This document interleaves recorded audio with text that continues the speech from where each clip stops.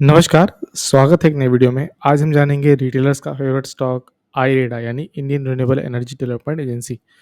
Recently IPO हुआ था, दिन दुगने रात चौगुने प्रोग्रेस कर रहा है। रिजल्ट आ चुका है, हम पहले इसके अपडेट देख चुके हैं। हैवी लोन डिस्ट्रीब्यूशन था। आइए रिजल्ट एक बार देखते हैं।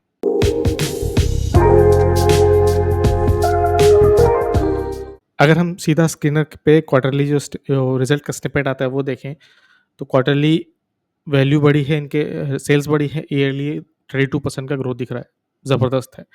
एबिटा देखेंगे आप, 21% का ग्रोथ है ईयर ऑन ईयर, और क्वार्टर क्वार्टर भी इंक्रीज है। सेम कहानी नेट प्रॉफिट के साथ, ये भी क्वार्टर ऑन क्वार्टर इंक्रीज है। लेकिन हम इसको आगे और भी देखेंगे कि नेट प्रॉफिट तो है बट प्रॉफिट नहीं है। तो सीधा चलते प्रेजेंटेशन पे ही, वहीं पर देखते हैं हमको क्या देखने को मिल रहा है। सबसे पहले तो हमें पता है कि इसको गवर्नमेंट ने मिनी रत्ना अनाउंस कर दिया है। किस सेगमेंट को कैटर करता है? ट्रेडिशनल रिन्यूएबल एनर्जी जैसे solar, hydro, transmission, biomass, wind energy, ethanol, waste करता है। नई टेक्नोलॉजीज क्या आ रही हैं? बैटरी स्टोरेज सिस्टम्स आ रहे हैं, electric vehicle, charging station, green hydrogen, fuel cells, इस तरह के भी आ रहे हैं। यहाँ भी ये अपने लोन्स प्रोवाइड कर रहे हैं। और किस तरह के कर रहे हैं? Project term loans, term loans, refining loans, line of credits, LMGC, top loan, syndicate, इस तरह के सर्विस प्रोवाइड करती है आईरेडा। याद रखिए, फाइनेंशियल एजेंसी, जैसे आरईसीपीएससी फाइनेंशियल एजेंसी है, वैसे ये भी रिन्यूएबल एनर्जी सेक्टर्स को फाइनेंस करती है।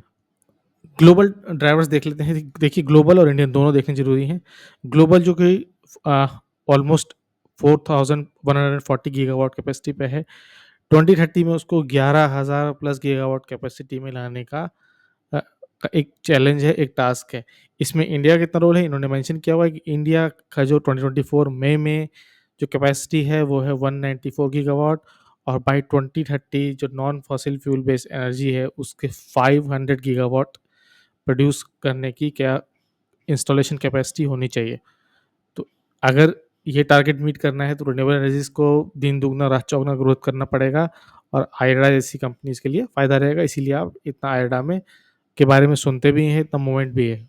अब देख लेते हैं इनके क्वार्टरली रिजल्ट्स डिटेल में। हम पहले देखा था हमने, क्वार्टर क्वार्टर ईयर रेवेन्यू भी बढ़ा हुआ है 32%, इंटरेस्ट भी बढ़ा हुआ है, ऑपरेटिंग प्रॉफिट भी बढ़ा हुआ है। देखिए, ऑपरेटिंग प्रॉफिट नहीं बढ़ा है, यहाँ पर ये हम डिस्कस करते हैं, वहाँ नेट प्रॉफिट दिख रहा था।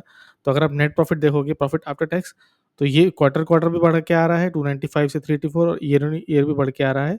सॉरी, क्वार्टर क्वार्टर 337 से 384, और 295 से बढ़ के 384। लेकिन ऑपरेटिंग प्रॉफिट बढ़ के नहीं आ रहा है। अगर इनको टैक्स बेनिफिट्स नहीं मिले होते तो हो सकता है कि ये थोड़ा लॉस में भी जाते। 348 करोड़ का था लास्ट जून में, 498 का था लास्ट क्वार्टर में। इस बार ऑपरेटिंग प्रॉफिट है 454 करोड़। ग्रॉस एनपीए भी रिलेटिवली उतना ही है, कोई फ़र्क नहीं पड़ रहा है। नेट एनपीए भी इतना ही है, अभी भी 1% के नीचे ही है। बहुत अच्छा भी नहीं है, बहुत ख़राब भी नहीं है, बट स्टिल 1% के नीचे है तो अच्छा ही माना जाएगा। लोन बुक जो है इनकी वो देखने वाली है। आउटस्टैंडिंग लोन बुक जो है वो 63,207 करोड़ की होगी। बहुत ज़्यादा लोन डिस्ट्रीब्यूट कर रहे हैं ये। जब अगर एनपीए इनके बढ़ने शुरू हुए तो जितना कंपनी के बारे में पॉजिटिव सुन रहे थे, उतना ही नेगेटिव होगा। तो लोन की क्वालिटी पर भी ध्यान देना है, ये सबसे इम्पोर्टेंट है। अगर आप देखोगे कि यील्ड्स कितना मिल रहा है, 10.01% है, लेकिन कॉस्ट ऑफ बोरिंग जो है वो अभी भी 7.78% पर ही है, तो 3% के अराउंड इनको मार्जिन मिल रहा है, उसी पे प्ले कर रहे हैं। अगर हम इनकी लेंडिंग प्रोफाइल देखें तो कहाँ देते हैं, तो 27% सोलर एनर्जी में जा रहा है। आप ग्राफ से भी देख सकते हो, पाई चार्ट से भी देख सकते हो, नंबर से भी देख सकते हो। और सब उसके बाद आता है 17% विंड, फिर आ रहा है हाइड्रो, फिर मैन्युफैक्चरिंग, फिर ethanol, wind, hybrid wind and solar, इस तरह के आ रहे हैं। तो सोलर और विंड सबसे ज़्यादा है, सोलर सबसे ज़्यादा है जहाँ इनको मिल रहा है। जहाँ प्रधानमंत्री जो ऊर्जा योजना है, जो घर घर सोलर है, वहाँ भी ये सबसे ज़्यादा बढ़ चढ़ के पार्टिसिपेट कर रहे हैं। तो क्योंकि ये लोन बहुत डिस्ट्रीब्यूट कर रहे हैं और डोमेस्टिक पे ज़्यादा कर रहे हैं, और इन्होंने कट कर लिया है फॉरेन बोरिंग, और डोमेस्टिक बोरिंग पे ज़्यादा है, चाहे बॉन्ड से चाहे लोन से। तो रेटिंग एजेंसीज पे ध्यान रखेंगे। फिलहाल चारों रेटिंग्स का ट्रिपल स्टेबल है। ऑब्जर्व करेंगे अगर कोई रेटिंग में दिक्कत आती है, क्योंकि वही ऑडिट करते हैं, देखते हैं किस तरह का लोन बुक है, किस तरह का एनपीए बढ़ रहा है। तो जब अगर रेटिंग क्रेडिट से उनकी रेटिंग डाउन करेगी तो दिक्कत का समय हो सकता है, क्योंकि है बहुत ही ज़्यादा लोन इन्होंने डिस्ट्रीब्यूट कर रखे हैं।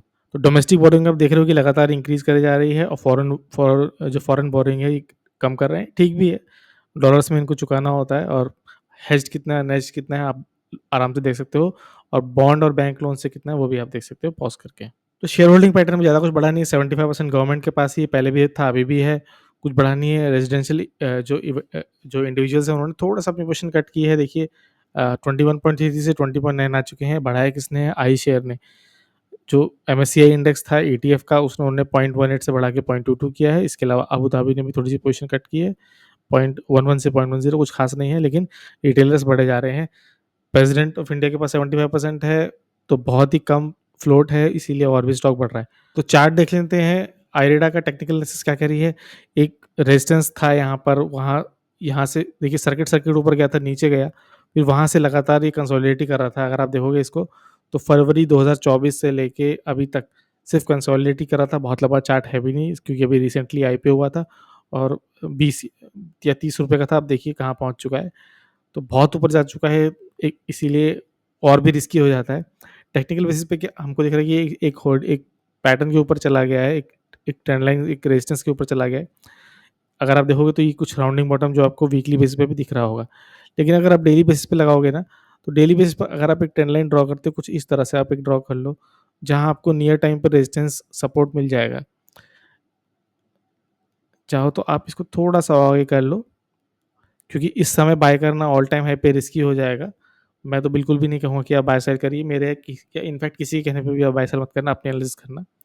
तो आप अगर आप यहाँ देख रहे हो, तो यहाँ पहले रेजिस्टेंस था, इसने इसको ब्रेक किया, वापस आया, सपोर्ट लिया, फिर सपोर्ट लिया, नहीं कर पाया, अब रेजिस्टेंस पे काम कर रहा था। एक ही लॉन्ग टर्म से इस पे रेजिस्टेंस पे काम कर रहा था।